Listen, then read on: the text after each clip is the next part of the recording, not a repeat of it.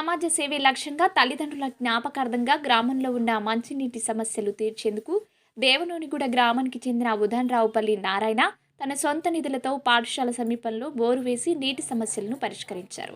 ఈ సందర్భంగా వారు మాట్లాడుతూ గ్రామంలో నీటి సమస్యలు తీవ్రంగా ఉందని, మిషన్ భగీరథ నీళ్లు అరకొరగా వస్తున్నాయని, గ్రామంలో ప్రజలకు పాఠశాలలోని విద్యార్థులకు నీటి సమస్యలను పరిష్కరించేందుకు రామ్మోహన్ రెడ్డి ఆశీర్వాదంతో గ్రామంలో తన సొంత నిధులతో గ్రామస్తులు యువకులు సహకారంతో బోరు వేసి మంచినీటి సమస్యలను పరిష్కారం చేయడం జరిగిందని అన్నారు.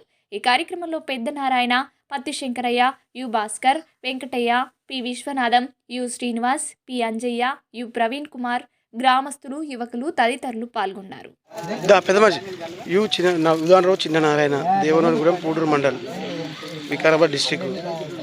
మా దేవనోనిగూడెం గ్రామంలో స్కూల్ సమీపంలో వాటర్ సమస్య చాలా రోజులకు ఉన్నది. మిషన్ భగీరథ వాటర్ వస్తాయి, సరిపోవడం లేదు.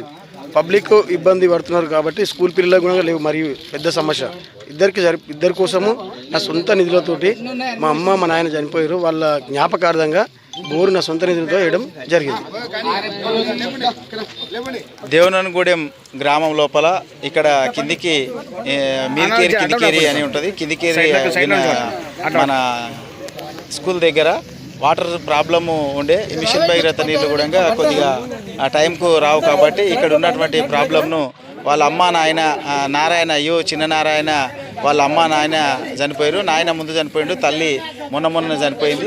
వాళ్ళ జ్ఞాపకార్థంగా ఇక్కడ ఉన్నటువంటి వాటర్ సమస్యను తీర్చినందుకు ఇక్కడ ఈ గ్రామం తరపున, దేవనోనిగూడెం గ్రామం తరపున, అట్లాగే ఈ గల్లీ తరపున కూడా వారికి ప్రత్యేకంగా ధన్యవాదాలు తెలియజేస్తూ ఈ నీళ్ళ కొరత ఉన్నటువంటి దాన్ని నీళ్ళ కొరతను తీర్చినందుకు ఈ గల్లీ తరఫున, అట్లాగే మరొకసారి గ్రామం తరఫున ఆయనకు ప్రత్యేకమైనటువంటి చిన్ననారాయణకు ప్రత్యేకమైన ధన్యవాదాలు తెలియజేస్తాము.